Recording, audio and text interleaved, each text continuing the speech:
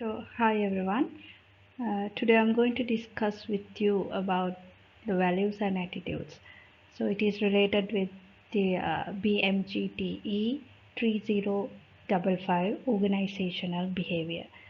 I'm Geetani Mahalekhamge, lecturer, uh, University of Kelaniya. Actually, I'm working in a Department of Human Resource Management, Faculty of Commerce and Management Studies in University of Kelaniya.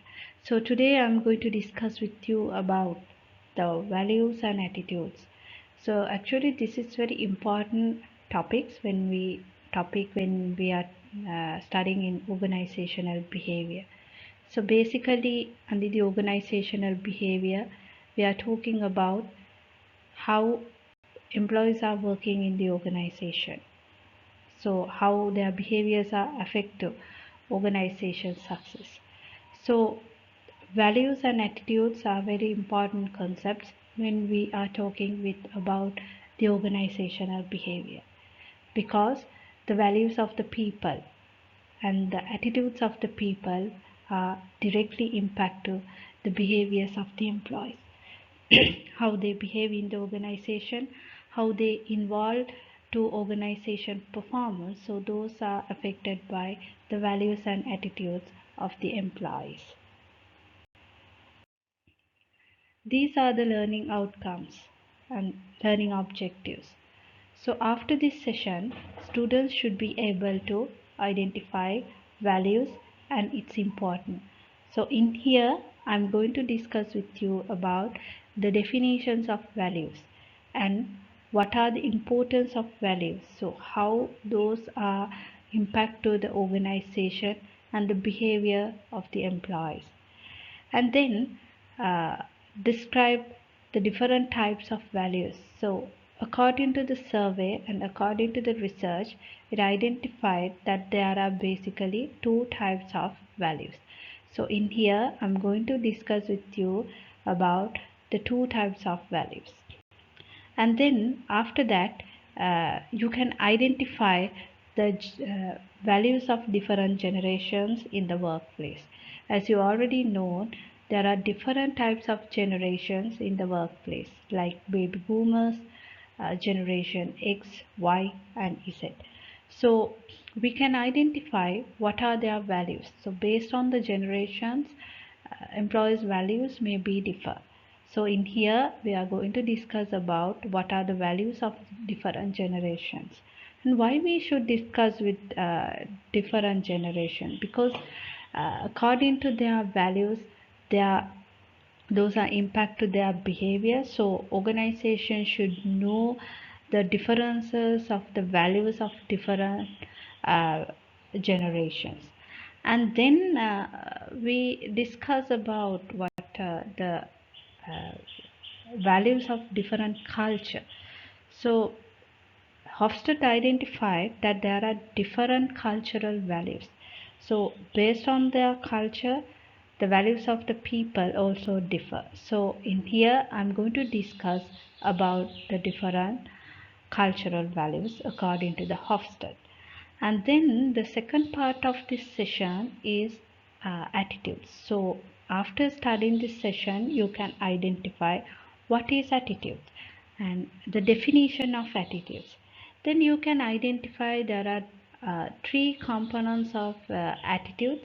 So you can identify with example what are those components of the attitudes, and then identify the different theories related with the attitude. In here I'm going to talk with you about uh, cognitive dissonance theory. So it is a basic concept related with this attitude, and then after that you can identify what are the dissonance reduction techniques. So normally people they are using some dissonance reduction techniques, so you can identify after studying this session. And then finally you can identify OB applications of values and attitudes. So earlier I mentioned the values of employees and the values and the attitudes of the employees. So those are highly affected for employees behavior. So then finally you can identify how those values and attitudes are affected to the behavior of employees. So that means the OB applications of values and attitudes. So these are the learning objectives of this session. Value. So what is value? So there are different type of definitions. So normally, simply, we can say values, those are the beliefs. It is the beliefs of people and are defined as beliefs about what is desirable and what is good. That means desirable means goods. That is beliefs about what is good and desirable. Actually, that belief is accepted by the society. So here we can say it is a kind of belief. Value is a kind of belief. So it is about what is desirable and what is good and what is undesirable and bad. So we can identify uh, what is good and bad in the society through this value. So normally values are stable, okay, and they are genetically inherited. So normally values are gained through genes and to a large extent of total value is processed by an individual. So balance is environment. So normally genetically inherited to a large extent of total value processed by the individual, and also balance is processed by balance is gained through environment, through school, through society, through the family. So we can gain values, we can identify the values. So normally values are stable, so those are genetically inherited. And let's see what are the importance of values, why we want to study these values, how those are impact to the people.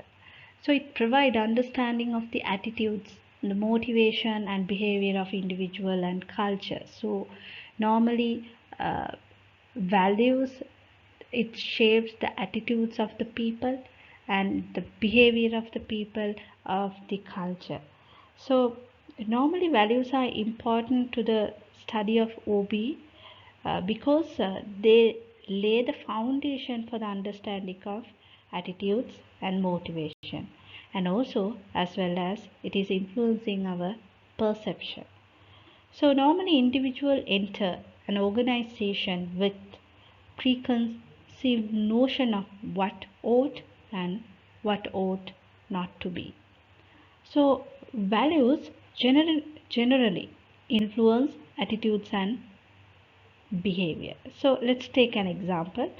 So suppose an individual enter an organization with a view that allocating pay on the basis of performance. So uh, he believes so allocating pays on the basis of performance is right.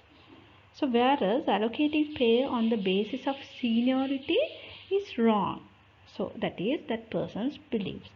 So he is likely to get disappointed if the organization rewards seniority and merits. And this disappointment is likely to lead to dissatisfaction and decline the interest of performers. And his attitudes and behavior would be different if his values are aligned with the organization's pay policies. So now you can identify how these values are affected to the organization performance based on that example. So and also it is influencing our perception of the world around us. So perception means what we are see, how we can see the world. So normally our values, it shapes our perception, the thinking pattern, the attitudes of ourselves. So that's why we can say it is influenced to the perception of around us, how we think. So thinking pattern is impacted by the values and our attitude is impacted by the values, and also represent interpretation of right and wrong. So based on our values we identify, okay, this is right thing, this is wrong thing, that man is right one, that man is wrong, a wrong person, so that situation is not correct, that situation is right. Likewise we can interpret the situation and the person based on our value. We can identify whether that person is uh, right or wrong based on our perception. So likewise, the values are important to our attitudes, our behavior, our perception, and also our interpretation. Okay, so these are the two types of values. According to Rockage, he done a survey to identify the values of the employees. So based on that, he identified basically two types of values. So these are the values. So those are terminal values and the instrumental values. So terminal values, it refers to desirable and end state of existence. So, in the simply, we can say these are the goals that a person would like to achieve in lifetime. That means the terminal value means such kind of the desirable end state of existence. That means the ultimate goal of the person.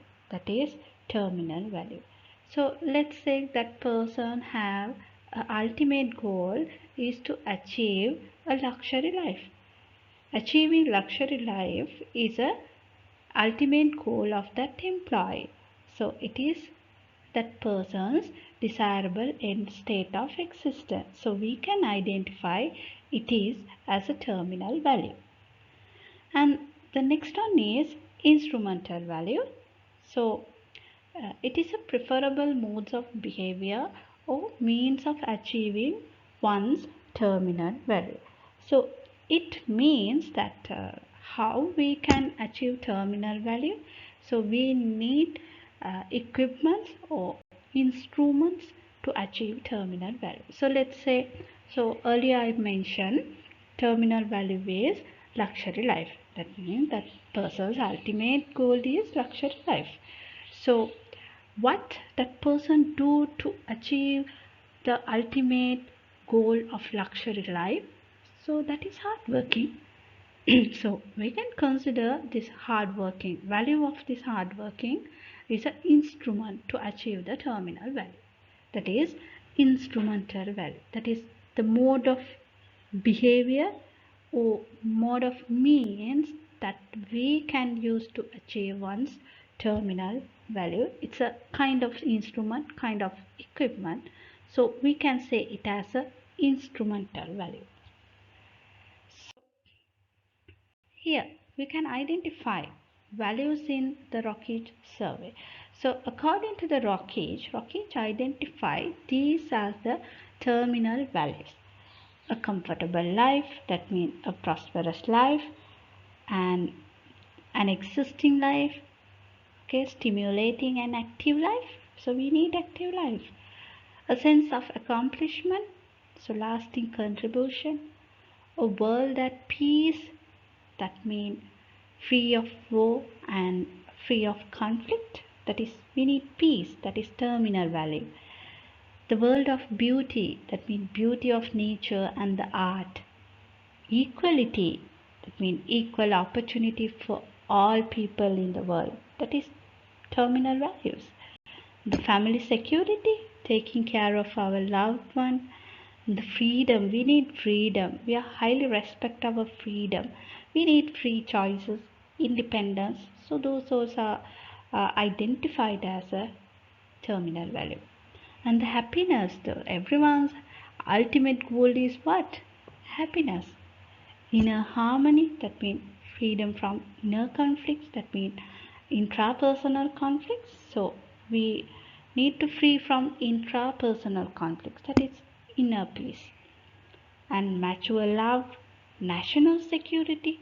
Nowadays, people and every people in the country, we are highly considering about this national security. And the pleasure, we need leisurely life and enjoyable life, that is pleasure. Salvation, save, and self-respect, we need self-esteem. And the social recognition, respect from others, admiration from others. So people need that self-respect.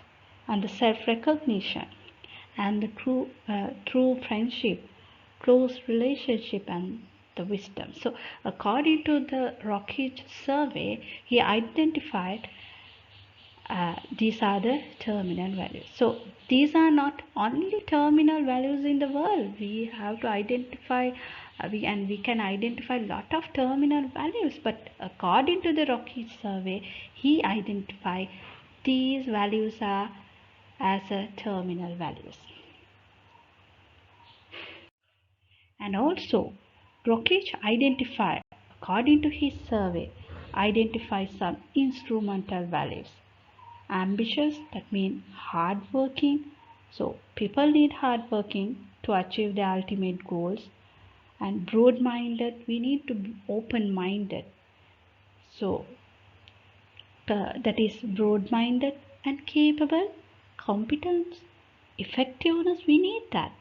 And cheerful, joyful, clean, neat, and courageous, standing up for your beliefs and forgiving others.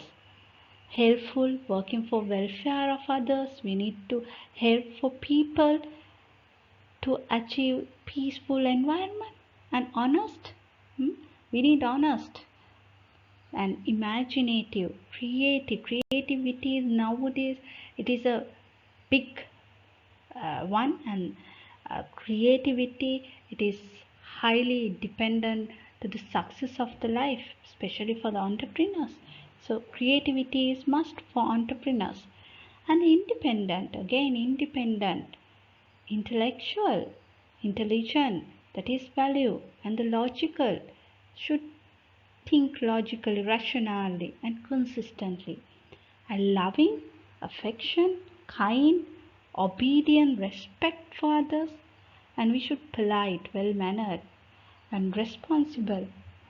We need responsible for others, and we have a responsibility to our work in the workplace. So we should be responsible, and also self-control. We should need self-discipline. So, according to the Rockage survey, he identified these are as a instrumental values. So, these are the instruments that can be used to achieve terminal values, that mean our ultimate goals.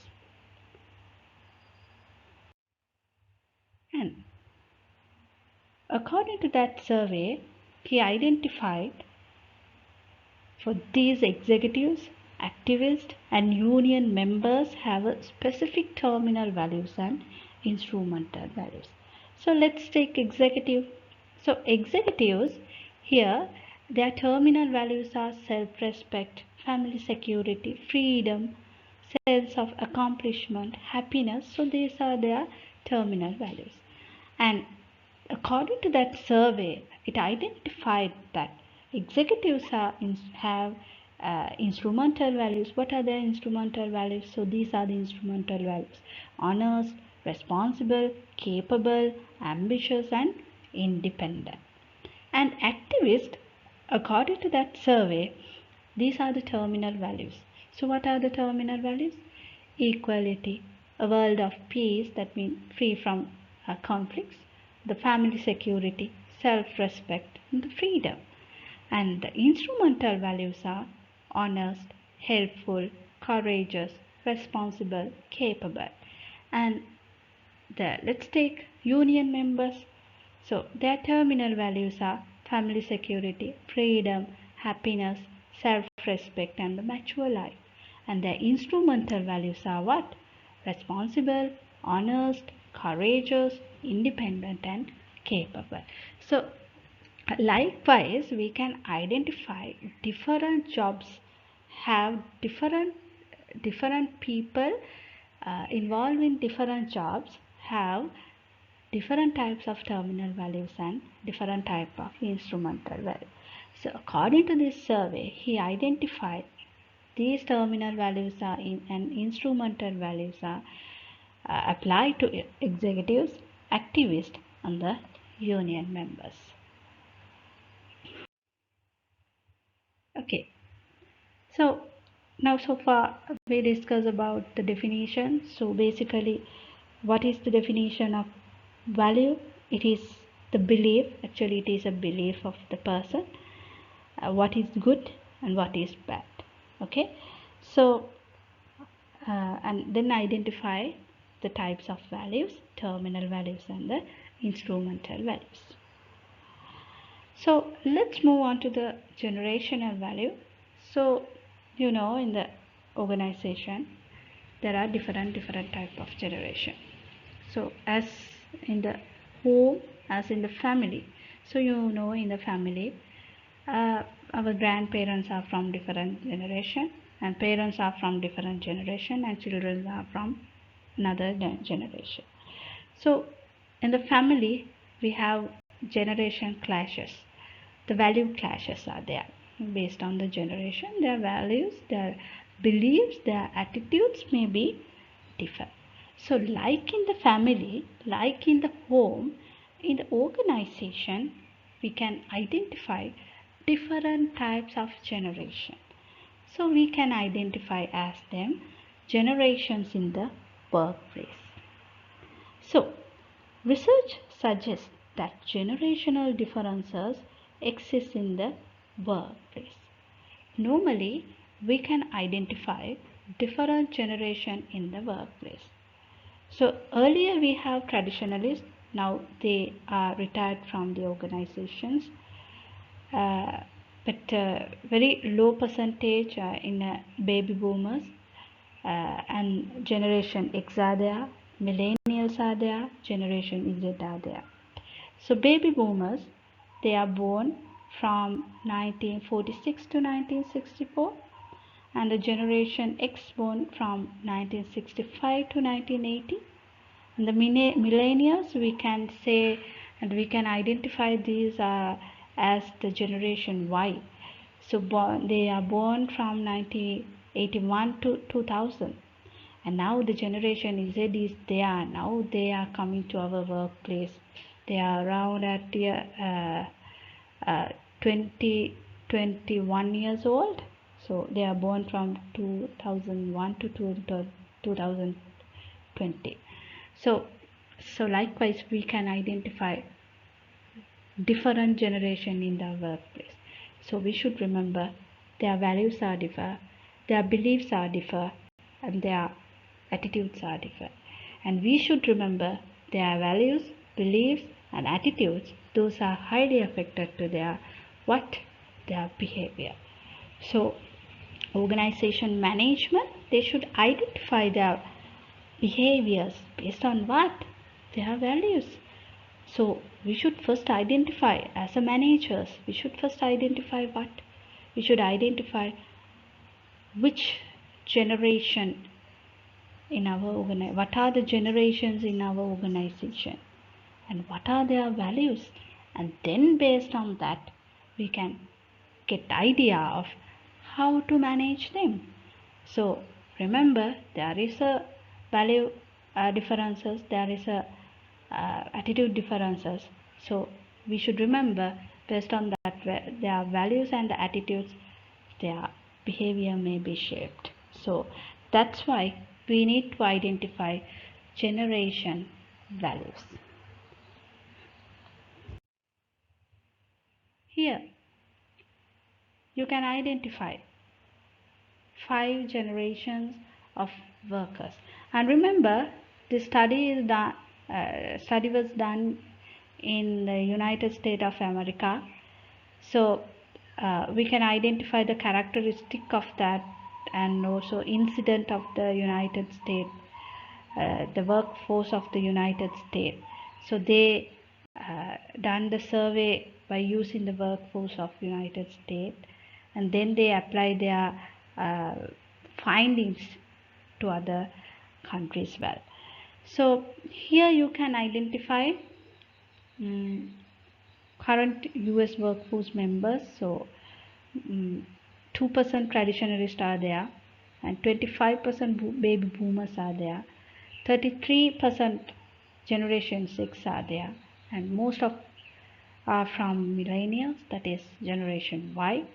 And now the small percentage, that means 5%, they are coming to the workforce, that is generation is it. So traditionalists, we will see what are their characteristics, but remember, most of them are not in the workplace. They are retired from the workplace. So traditionalists, so they shaped by the Great Depression, World War II, and the radios and movies started in those days. And they motivated by respect. They need more respect, more recognition, and they provide in long-term value to the company. They value the company. And communication style, they use the what handwritten note. They didn't have some kind of telephones like that, so they use handwritten one. And employers should provide satisfying work, an opportunity to contribute, emphasize stability. And the baby boomers, so baby boomers are large group born after World War II. So boomers entered the workforce from the mid 1960s through the mid 1980s. So they placed a great deal of emphasis on the achievements and material success. They highly consider their achievements, and they are very loyal to the organization.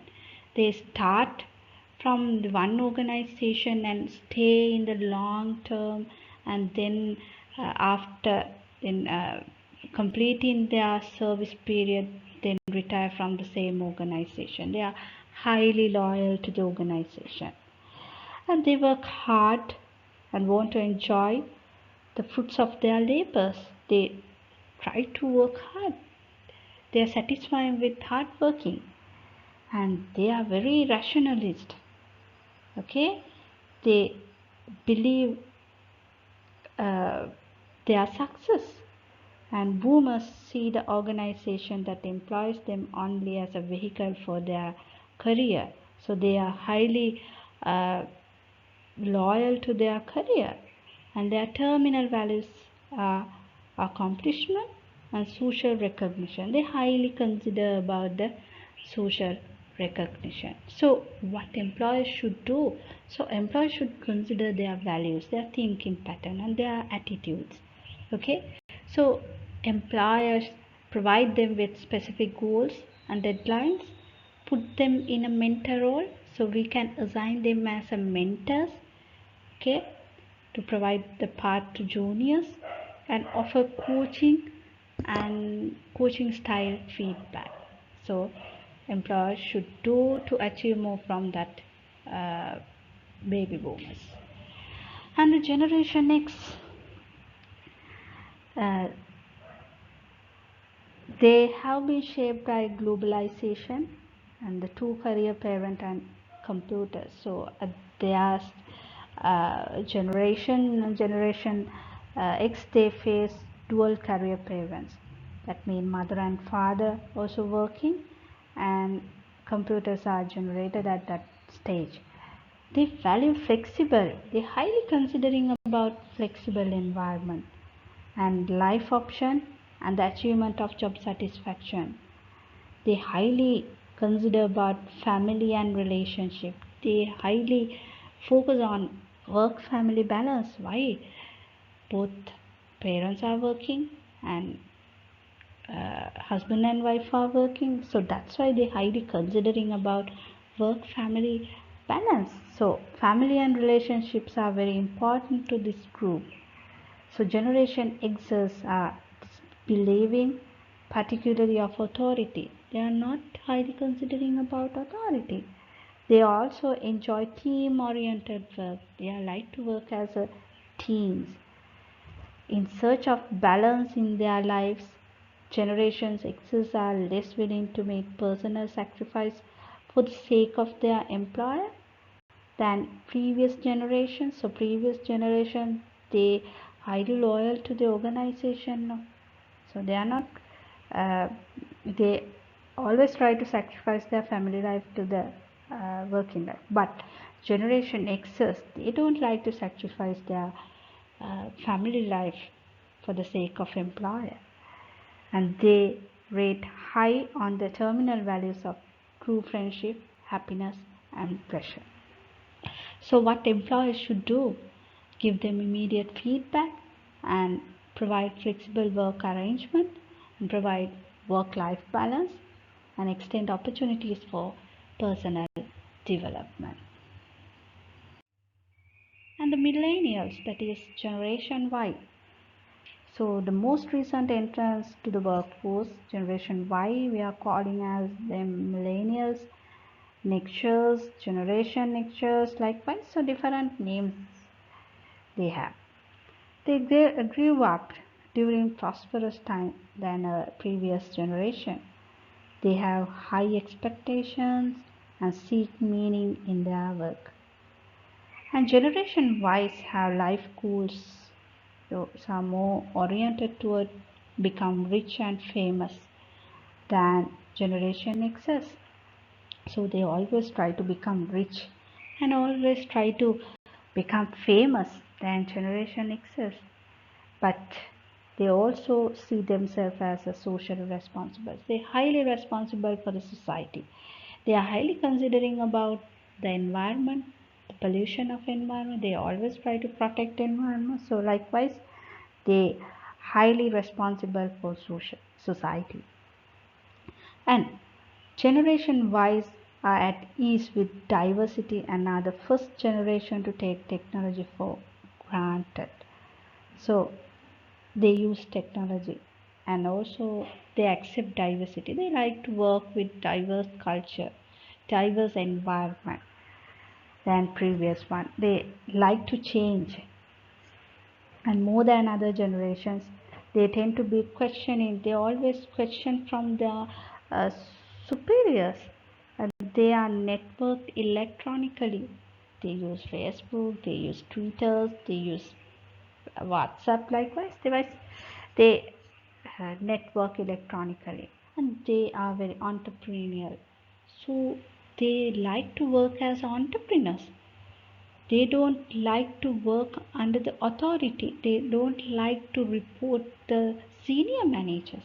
They are very independent. They like to work as entrepreneurs. They like to create new things. They like to work as a businessman, their own businesses. And researchers suggest that managers need to give Generation X's extra direction, encouragement, and feedback to keep them focused on loyal. So employers should get to know them personally and manage by result. So always consider their results and be flexible on their schedule and work assignment, provide immediate feedback. So definitely managers should provide feedback to their employees. That means millennials. And the generation is it. So we are calling them as digital natives. So generation is it. The defining events in their lives included the first black president, instant access to phones, Wi-Fi, and the explosion of social media. So they appreciate diversity. They like to work with the different cultural people. They like to work with the people with different religion, different countries. So they appreciate diversity. They appreciate diversity in many forms, ethnic and the sexual orientation. And they're familiar with rapid digital communication, and they struggle with good interpersonal communication. They are familiar with the digital communication, so they miss this interpersonal communication. So researchers anticipate they will be more financially conservative and maybe more pragmatic about focusing on secure career. So employers should offer opportunities to work on multiple projects at the same time, provide work-life balance, and allow them to be self-directed and independent. So employers should do these two. to make commitment from generation easy.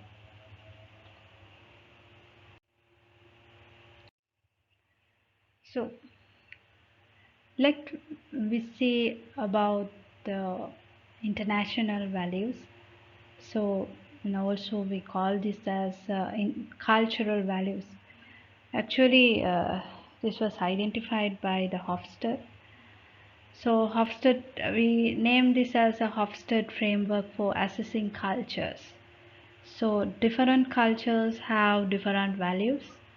So Hofstede identify these values. So the first one is power distance. So that means the extent to which a society accepts that power in institution and organization is distributed unequally. So you can identify in some countries power is distributed equally, and other countries power is distributed unequally. So the distributed the power among the country people in the country, it is also affected to the organization. So we can identify two types of power distance: low power distance and high power distance. So low power distance, so that means it has relatively equal distribution. So uh, some countries, they are not talking for their senior level managers by using sir and madam, they are using first name. So that means they don't have a power distribution, they have equal distribution, especially between the men and women. And the high distance, it is extremely unequal distribution. So countries like India, so they are having unequal distribution. That means unequal power distribution. Like this South Asian countries, we can identify unequal power distribution, especially between men and women. There is an unequal distribution of power.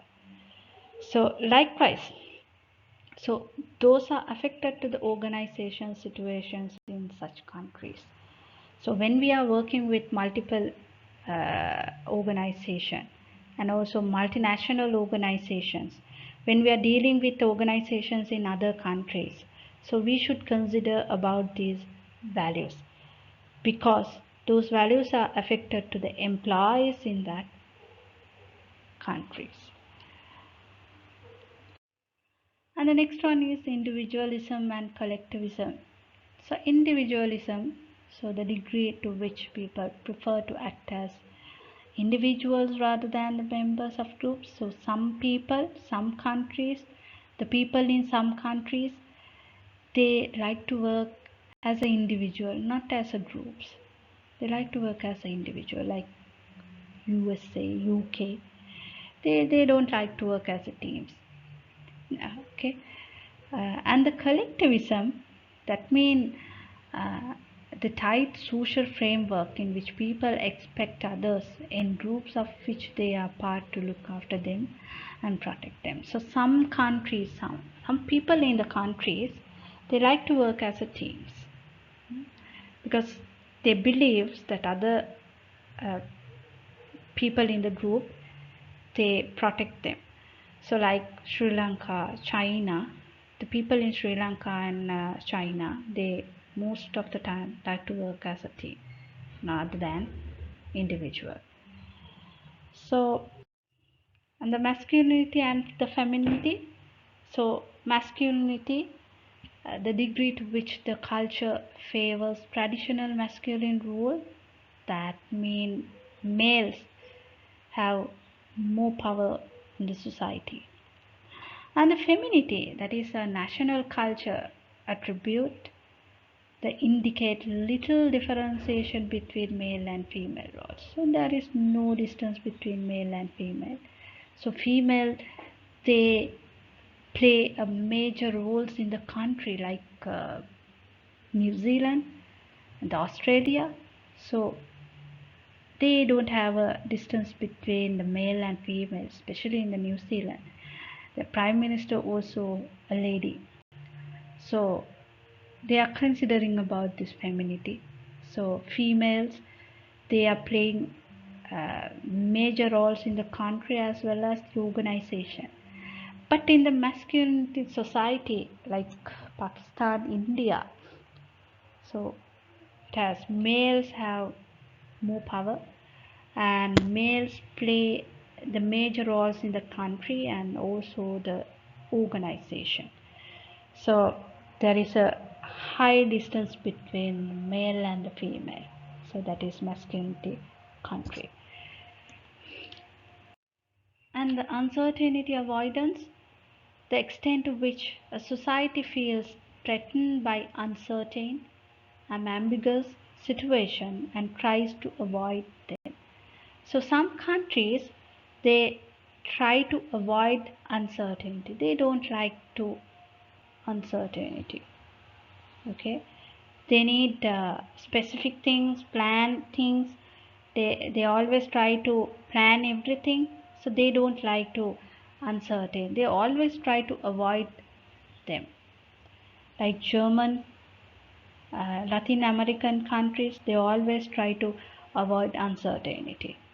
But China, uh, Norway, so such countries, they like to take uncertainty. They like to face uncertainty. So the people in those countries also impact this uncertainty avoidance. And the long term and the short term oriented. So the long term oriented mean a national culture attributes that emphasizes the future, thrift and persistence. Some countries, they always emphasize the future. They always try to thrift, and they always save money to future life. So countries like America, China, they are highly considering about and emphasizing about the future. They always try to build the buildings in the moon. So likewise, they highly emphasize on the future. But some countries, they are having short-term oriented. A national culture attribute that emphasizes the past and the present, a respect for traditions and fulfilling social obligations. So countries like Sri Lanka, we are highly considering about and emphasizing about our past. We are talking about 200, 2000, 2500 history. Huh? We are highly considering about our past, so we are respecting about our traditions and fulfilling the social obligation. We are not highly considering or emphasizing about the future. We are considering about tradition and our past. Based on that, our culture may be defined. So we are only thinking about short-term things.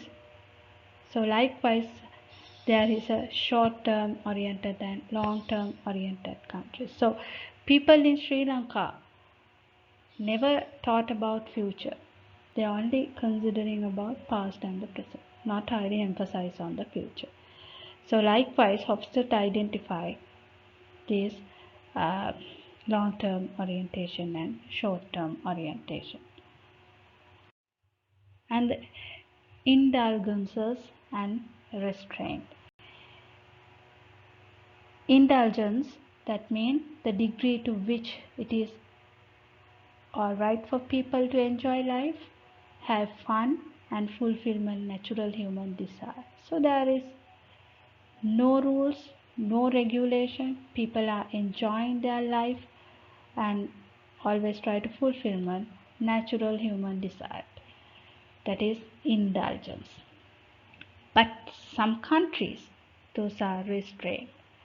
That means the degree to which there are social norms governing the gratification of basic human desires and people's behavior. So there are some countries, there are a lot of rules and regulations, and basic obligations, basic rules, those are governed people's behavior, people's desire.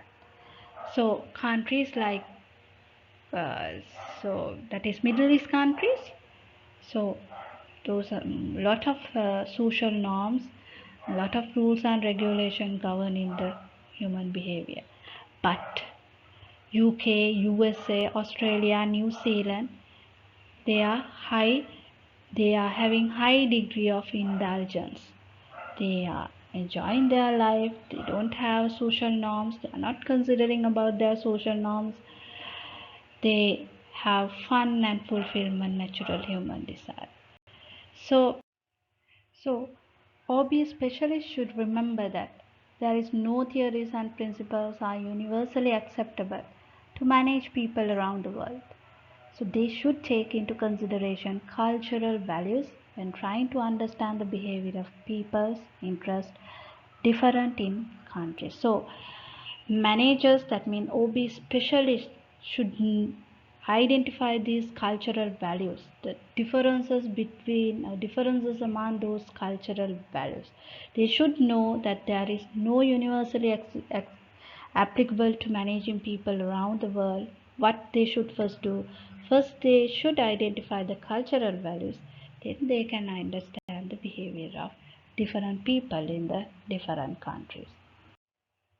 Okay, then let's see how those values are applied for the organization and the OB application. So basically the values of the person, those are highly affected to the employee performance and satisfaction, because the values are shaped the attitudes of the person and the behavior of the person. So when the person have good value, when the person or when the employees match the, the employees values are matched with the organization values, that mean organization value statement, so ultimate result is what, it increase the employee performance and the satisfaction.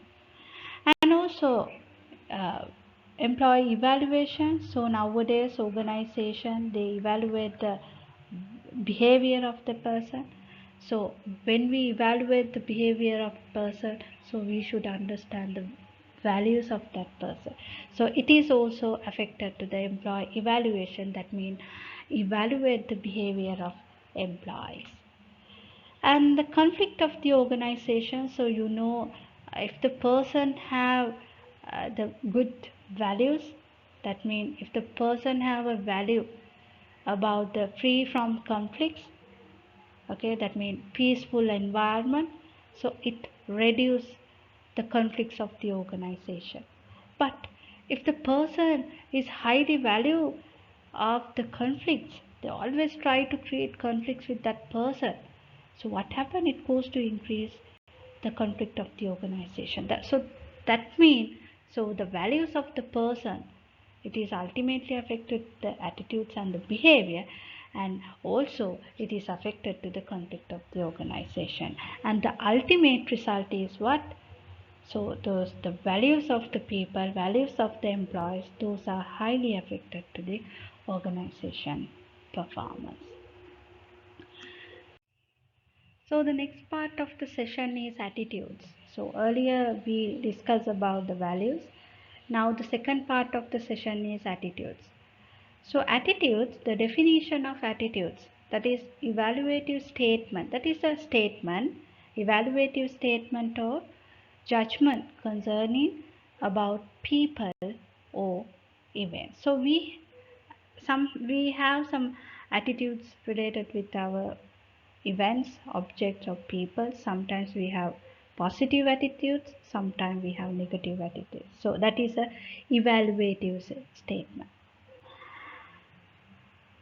So attitudes cannot be seen. So normally we cannot see the attitudes, but behavior can be seen as an expression of attitudes. So if we have a positive attitudes, we behave in a positive way. If we have negative attitudes, so we try to behave in a negative way. So that's why we can say attitudes cannot be seen, but the behavior can be seen as an expression of attitudes. So attitudes have three components: cognitive components, affective components, and the behavioral components. So the cognitive components is uh, the opinion or beliefs segment of an attitude. It is a opinion or belief segment of an attitude. It is a belief, idea, values, and other information that an individual may possess or has faith in. And the affective component, the emotional or feelings segment of an attitude. It is a emotional segment of that attitudes. And the behavioral component is uh, an intention to behave in a certain way towards someone or something. So based on the cognitive component, affective component, so behavioral component is designed. So let's take an example to identify the components of attitudes. So let's take I don't like Maya. So that is our feeling, don't like. Uh, that is an affective component because she is not hardworking. Why I don't like Maya? Because I think, that means I have a belief that she is not hardworking. So that is cognitive component. So therefore I would like to disassociate myself with her, and therefore I would avoid Maya. So what is the behavioral component? What is my behavior? I would avoid Maya. So based on that you can identify the components such as affective, cognitive, and the behavioral of the attitude. Okay, then let's see the theory of cognitive dissonance. It is important theory, comes under attitudes. So it identified by the Leon Festinger in 1950, and it explained linkage between attitudes and behavior. So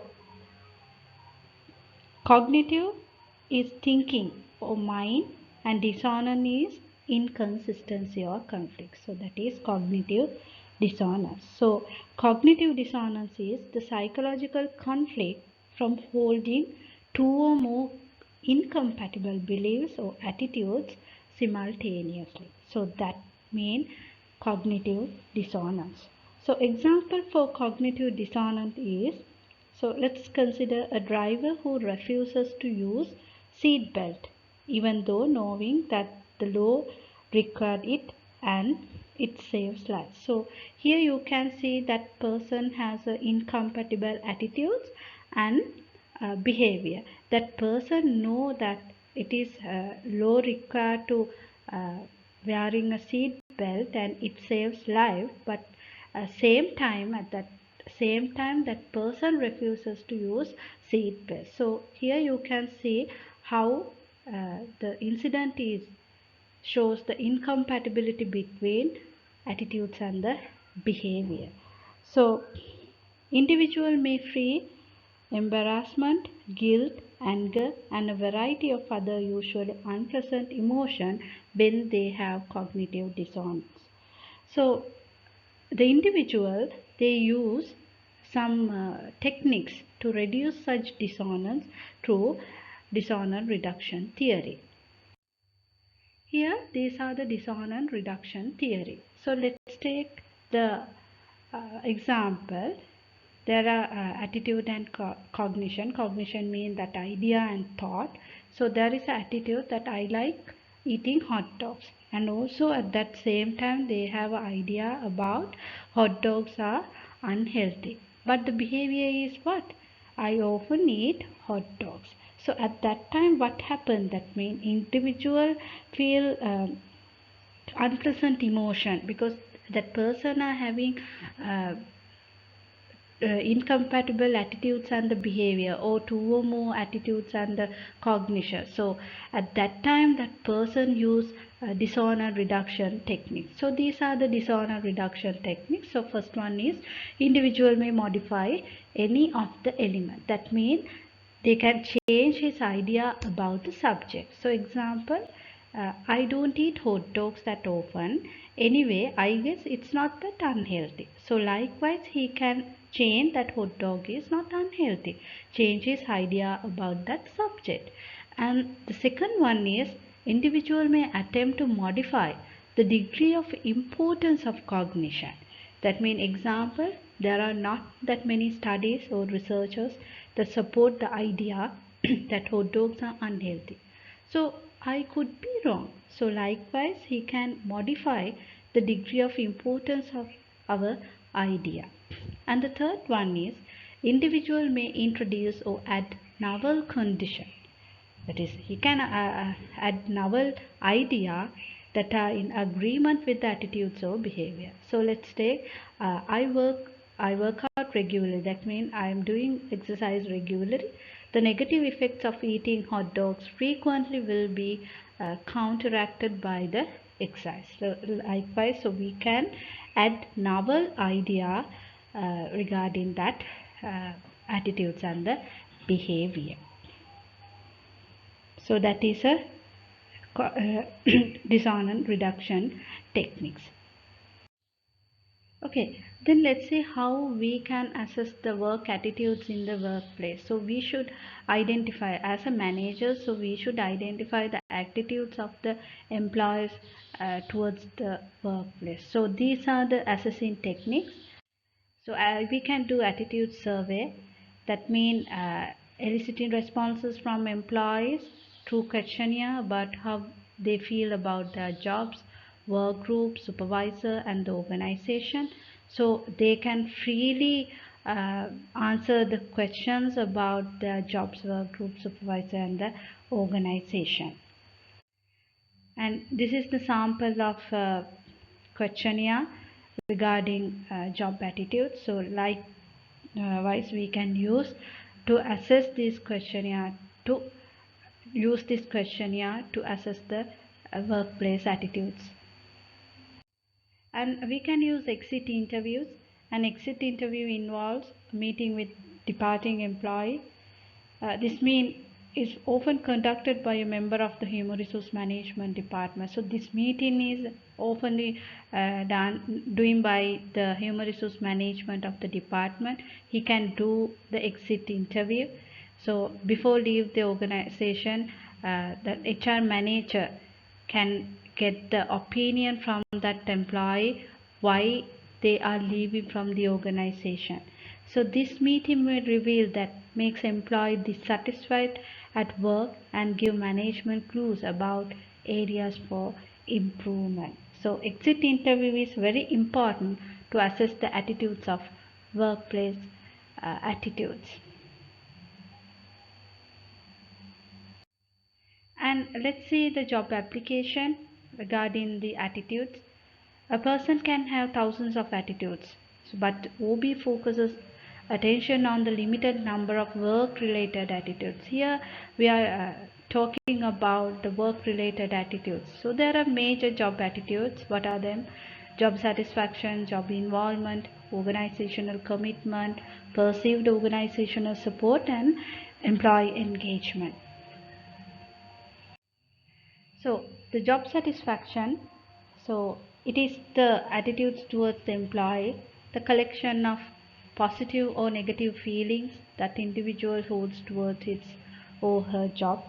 Normally, people express their dissatisfaction through exit, that means leave from the organization, and through by their voices. That means they actively and constructively trying to improve conditions, including suggestions improvement, discussing problems with superiors, and some forms of union activities. And loyalty, that means passively waiting for condition to improve, including speaking up for the organization in the face of external criticism, and trust in the organization and its management to do the right things. And the neglect, sometimes unresponsibly allowing condition to worsen, including chronic absenteeism or lateness, reduce efforts, and increase error rates. And that is job satisfaction. So organization always try to uh, increase the job satisfaction of employees. And the next one is organizational commitment. That means identifying with particular organization and its goals and wishing to maintain membership in the organization. Some employees, they have attitudes to retain in the organization in a long term. So that is organizational commitment. And the perceived organizational support, the degree to which employees believe an organization value their contribution and cares about their well-being. So that means employees feel and employees perceive that organization always support them. And employee engagement and individuals' involvement with satisfaction with and enthusiasm for the work he or she done. That means that person is enthusiastically contribute to the organization's success. And the next one is job involvement. That means identify with the job, actively participating in it and considering performance important to self-worth. Okay, so that's all for you. That means so today's session I discuss about the values and attitudes. In the first part, I discuss about the values that mean the definition, types of values, and the uh, cultural values, generation values, and the finally OB applications. And then I discussed about what the attitudes, the definition, the components of the attitudes, and uh, cognitive dissonance theory, and the finally discuss about the OB application and how to assess workers' attitudes. So thank you very much.